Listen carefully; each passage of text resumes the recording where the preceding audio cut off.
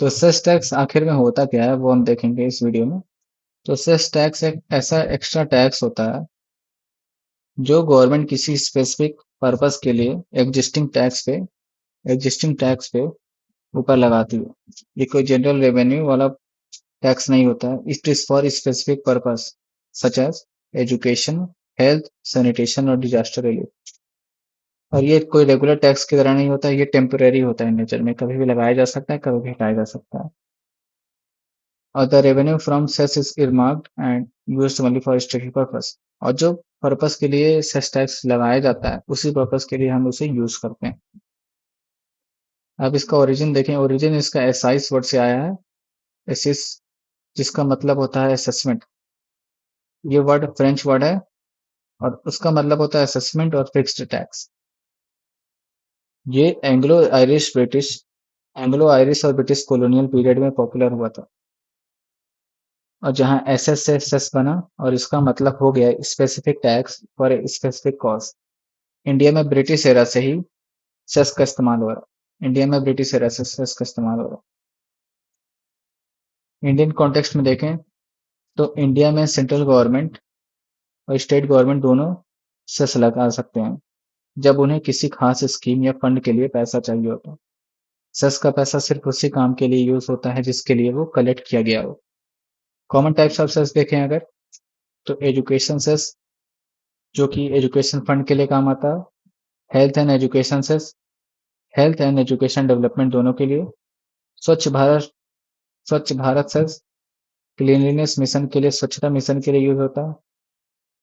कृषि कल्याण cess, to support agriculture और rural welfare. ग्रामीण विकास और एग्रीकल्चर से रिलेटेड जब हम टैक्स लगाते हैं तो होता है।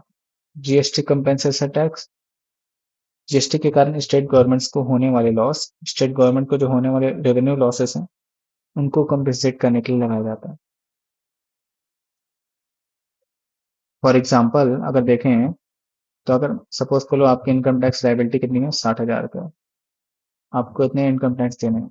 तो जब हम 4% का हेल्थ एंड एजुकेशन सेस लगाएंगे तो 4% ऑफ 60,000 जब हम निकालेंगे तो 4% ऑफ 60,000 का कितना बनेगा, 2,400 रुपीज बनेगा। इसको हम ऐड करेंगे 60,000 में तो 62,400 बनेगा। और ये जो 2,400 हम यूज करेंगे ना, जो हमको मिला है, वो सिर्फ हेल्थ एंड एजुकेशन के लिए यूज करेंगे। जिसके लिए हम सेस लगाएं उसी के लिए हम यूज करेंगे। इसका जो की पॉइंट्स क्या है, ये एक टेम्पोररी टैक्स होता है। ये जब तक ऑब्जेक्टिव पूरा नहीं होता तब तक लगा सकते हैं, तब तक लगता है ये। और जब ऑब्जेक्टिव पूरा हो जाएगा तो ये रिमूव किया जा सकता है। सेस का पैसा कंसोलिडेटेड फंड में नहीं जाता बल्कि सेपरेट फंड में जाता है।